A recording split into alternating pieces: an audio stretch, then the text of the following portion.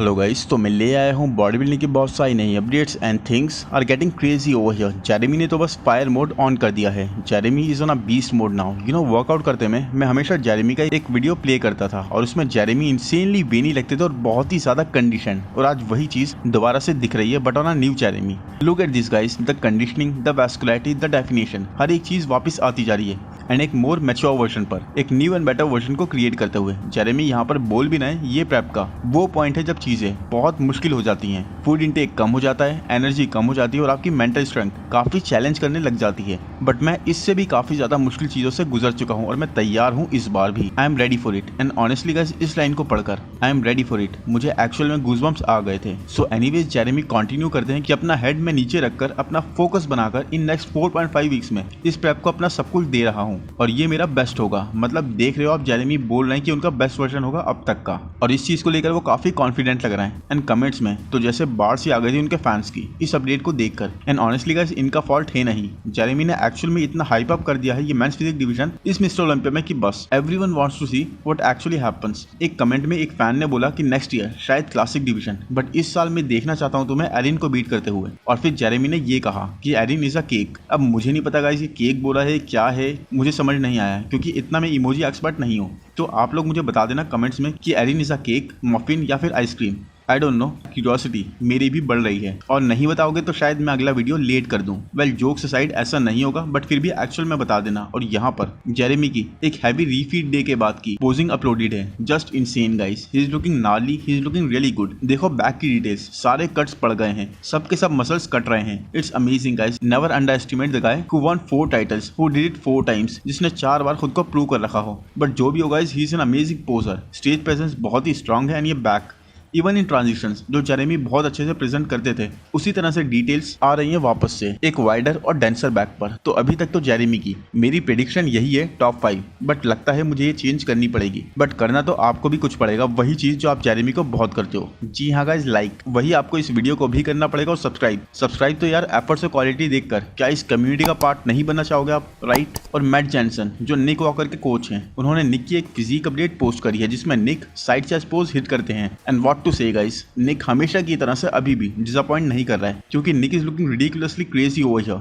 आई mean इस बार निक ने थोड़ी सी लाइटिंग वगैरह और इस पिक का सेटअप, ये दोनों चीजें थोड़ी सी डिफरेंट चूज करी हैं। बट निक इस बार भी फिर से प्रूव कर रहे हैं कि why he is called the mutant. Nick का साइड चेस्ट पोज पहले से ही बहुत डोमिनेटिंग रहा है, मतलब बहुत ज्यादा लोगों से सुपीरियर, और निक ये बात जानते भी हैं। और अब जब दूसरे सारे कंपेटिटर्स अपनी अपनी स्ट्रेंथ्स को और भी स्ट्रांग कर रहे हैं तो निक वॉकर क्यों नहीं, ये क्यों पीछे रहे? निक का ये अभी वाला side chest I think game में टॉप पर सबसे स्ट्रांग है, क्योंकि डायरेक्ट के आप देखते हो तो ये ऑलरेडी नो कि उनका चेस्ट मेल्ट होता हुआ लगता है, ना ही चेस्ट में इस तरह की फुलनेस, और उनके आर्म्स इस तरह से फ्रीकिश नहीं लगते। और हार्डी, यस हार्डी का साइड चेस्ट भी काफी स्ट्रांग है, बट हार्डी भी ये फ्रीकीनेस इस पोज में कैरी नहीं करते क्योंकि ये देखो निक की हैमस्ट्रिंग्स कितनी ज्यादा स्ट्रांग है, कितनी ज्यादा हैंग कर रही है, कितनी ह्यूज है, और यहाँ पर हार्डी निक को साइड पोज में मैच नहीं कर पाते। तो निक का एक अल्टीमेट स्ट्रांग पोज है और निक की फुलनेस यहाँ पर in his chest, in his arms is just insane. And कमाल की बात तो ये है कि आप सोचोगे कि अभी तो प्रेप ही चल रही है, कार्ब्स कम है, बॉडी डिप्लीट होती जा रही है, एनर्जी कम है, वो फुलनेस कम होती जा रही है, और जब वो फुलनेस कम हो रही हो तब निक इतने मैसिव लग रहे हैं। तो जब कार्ब लोडिंग के बाद एकदम से ग्लाइकोजन मसल्स में स्टोर करने के बाद निक एक फुलनेस के साथ होंगे स्टेज पर, तो वो फुलनेस कैसी होगी, कितनी क्रेजी होगी। आई मीन सोचो गाइस, सोचो। देखो विनर के रूप में तो डायरेक्ट इस वक्त सबसे प्रॉमिसिंग लग रहे हैं, और इसका रीजन भी एक यही है कि उनके जेनेटिक्स, उनका शेप, उनकी साइड है,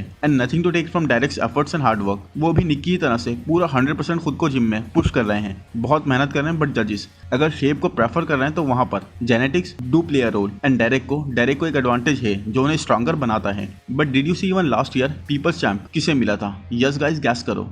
जी हाँ, तरुण गिल को, क्योंकि इतना सबको एक्सपोज कर चुके हैं वो कि मिस्टर ओलंपिया के ऑर्गेनाइजर्स भी घबरा गए कि भाई ये कहीं हम पर भी ना आ जाए। तो इसीलिए जोक्स असाइड, निक वॉकर लास्ट ईयर के पीपल्स चैंप थे। निक वॉकर गाइस मतलब लोगों के चैंपियन, जिनको लोगों ने चूज करा, लोगों ने चैंपियन बनाया। तो I would say only this कि वैसे तो डायरेक्ट के सबसे ज्यादा चांसेस हैं, बट डायरेक्ट को और हर किसी टॉप के कंटेंडर को 100% आना होगा, क्योंकि विदाउट अ डाउट निक तो आएंगे ही 100%। तो थोड़ी सी भी मार्जिन एंड ये फ्रीक फैक्टर टॉप के गेम में कोई भी होल्ड नहीं करता। And honestly guys, even though मैं फिर से रिपीट कर रहा हूँ कि डायरेक्ट के चांसेस सबसे ज्यादा हैं, बट इसका मतलब ये नहीं है कि निक इस कॉन्वर्सेशन से पूरी तरह से बाहर है। Nick is also in it to win it. उन्होंने इस बात को इस साल कई बार बोला है। इन एब्सोल्युटली एक फ्रीक फैक्टर हमें देखने को मिलने वाला है स्टेज पर। और निक की डेडिकेशन कुछ ऐसी है कि अभी निक से पूछा गया था कि जब तुम स्टेज पर होते हो तो तुम्हारे माइंड में क्या चल रहा होता है, तो निक रिप्लाइड, हर पोस्ट को परफेक्टली हिट करना, सबसे पहला एथलीट होना जो किसी भी पोस्ट को लॉक करता है, और लास्ट बंदा होना जो पोस्ट को ब्रेक करता है। तो भाई आप बता दो कमेंट्स में, क्या आप नहीं चाहोगे कि आपका चैंपियन एक एक्चुअल मिसाल हो और ऐसा एथलीट हो जो आपको एग्जांपल देकर नहीं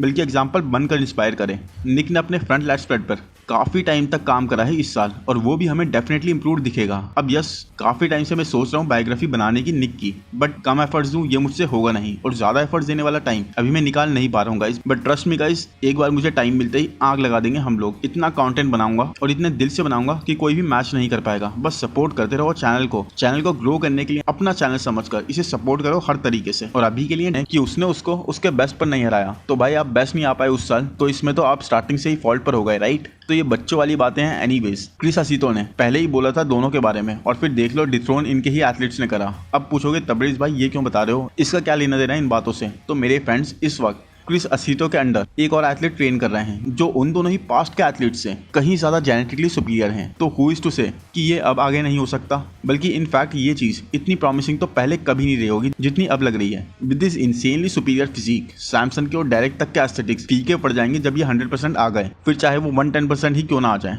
एंड मैन, फिजिक तो ये है जो पूरा पोटेंशियल रखती है क्रिस के बाद क्रिस की गद्दी को संभालने का। I mean look at him, जबरदस्त क्लासिक लाइंस और एक ह्यूज फ्रेम। और अगर आप भूल रहे हो तो मैं रिमाइंड करा दूं, आपने इन्हें बिना बियर्ड के देखा है तो ये बिल्कुल ही डिफरेंट लग रहे थे। सी, दिस इज लैज़लो क्राली। इन पर तो मैंने एक डेडिकेटेड वीडियो भी बनाया था। 6 फीट 1 इंच इनकी हाइट और नेक्स्ट लेवल क्लासिक फ्रेम। सारे ही पोजेस बहुत ही स्ट्रांग, बट एक बैक पर ही नीडेड टू वर्क। बट अपने क्वालिफाइड होने से अब तक के बीच में ये तारक मेहता का उल्टा चश्मा तो देख नहीं रहे थे, तो इन्होंने अच्छी खासी प्रोग्रेस कर ली है। He is even more bigger now. इन एक जबरदस्त हार्ड एंड ग्रीनी मसल्स वाला एस्पेक्ट आ रहा है इनकी फिजिक में इस प्रेप में। Look at the size of the chest, क्या तो विथ है। जबरदस्त ऑफ सीजन और जबरदस्त तरीके से फिल्ड आउट है ये frame. But believe me, Chris की जगह पर आने के लिए आपको उतना ही इंसेन होना होगा, उतना ही डोमिनेटिंग होना होगा। और ये मेंस फिजिक नहीं है जहां पर स्टैंडर्ड चेंज हो जाएंगे जल्दी। This is classic. क्रिस के बाद भी ये डिवीजन एक क्रिस जैसी डोमिनेटिंग फिजिक को ढूंढेगा जो पूरी तरह से वेट कैप को यूटिलाइज करने के बाद भी एक स्ट्रांग प्रेजेंस और जबरदस्त क्लासिक लाइंस होल्ड करता हो। और मुझे एक लंबे टाइम वाले कंटेंडर तो लैज़लो ही लगते हैं। अब ये हो सकता है कि क्रिस रिटायर हो जाए और उनकी जगह कोई और 1 या 2 साल के लिए आ जाए, क्योंकि इनको रेडी होने में, ग्रूम होने में अभी टाइम लगने वाला है। और इस चीज का आइडिया तो इस साल की परफॉर्मेंस से ही लग जाएगा। बट आने वाले टाइम में this is an amazing physique guys, and एक insanely classic athlete Laszlo Kraly is. I hope guys video आपको पसंद आया है तो प्लीज लाइक कर दो, चैनल को सब्सक्राइब कर दो, नोटिफिकेशन बेल को दबा दो, इंस्टा पर फॉलो कर दो। Thank you, bye bye.